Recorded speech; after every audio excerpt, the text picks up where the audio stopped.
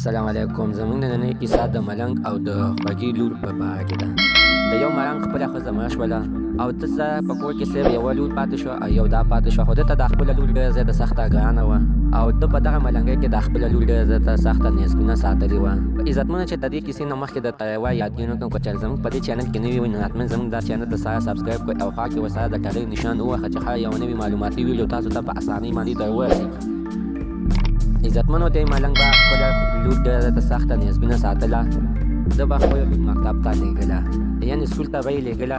ده به هر ماښام دې خپلې لور ته ویلې لورې که زموږ یو ټیم وي او که بل ټیم نه وي، یعنې که په هر حالات کې خو زه به په تا باندې دا سبق سر ته رسومه او تا نه به زه یوه ډاکټره سازومه.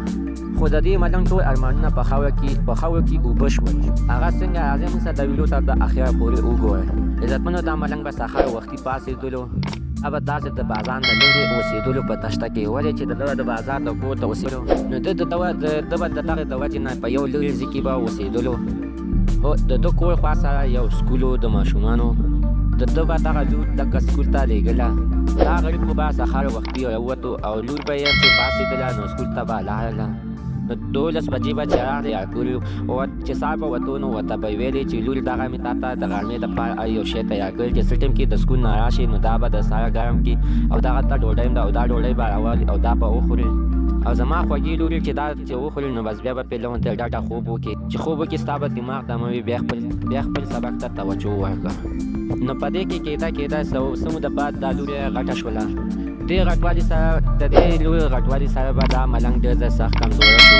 نو دا ملنګ بالکل د ملنګۍ نه ووتو او بالکل د ګرځېدلو نه ووتو. نو دې لورې سوچ وکړو چې یعنې پلار غریب خو مې د کټ ته ورسېدلو، یعنې نور د ګرځېدلو نه دی او زما هم دغه شانتې څه ګټه مټه نشته، خو ډاکټرۍ کورس ته مې لږ غوندې وخت پاتې دی، بیا به زه ډاکټره شم او چې زه ډاکټره شم نو زه بیا کورس کوم ورسره کار به م کوم، ولې چې پلار مې ما لپاره کار هم کړی او زما خدمت خو یې هم کړی. څه موده بعد دا لورې ډاکټره شوله او دې نه ډاکټره سازه شوله. نو بیا به د دې شپې بخار په هاسټل کې راتللې، یعنې په هسپتال کې به راتللې. خو دې به چې شپه بخار وه نو خوب به یې هېڅکله خو نه کولو، ولې چې دې سره د خپل د پلار فکر خو دې ویلې چې زه دلته کې شپه کوم نو خدای خبر چې پلار باندې به چې کټ کې پروت نو پته نه لګي چې په لور باندې به مې سره دغه تېرېږي. یعنې پلار سره به د خپل د لور ډېر زیات سخت غم و او لور سره به د خپل د پلار ډېر زیات سخت غم و. نو دا لورې بیا پاڅېدله او خپل مشر ته یې ویلې چې یعنې زه شپه دلته کې نه شم کولی، ولې خو زه چې شپې ته پاتې شم یعنې زما خوب دلته کې نه پوره کېږي او نه ماته دلته کې خوب، ولې چې ما په کور کې یو خپل بوډا پلار پرېښی دی او ما سره ټوله شپه کې د هغه غم وي. نو هغه د ټولو د ډاکټرانو ټولو مشر ورته وویلې چې سعیده به ته ډیوټي ختموه او زه خپل کور ته.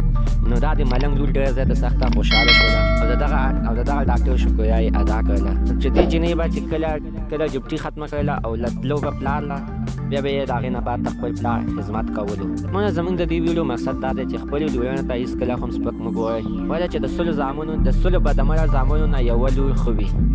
ټول زامن به دې پرېږدي خو یوه لور دې هېڅکله هم نشي پرېښودی.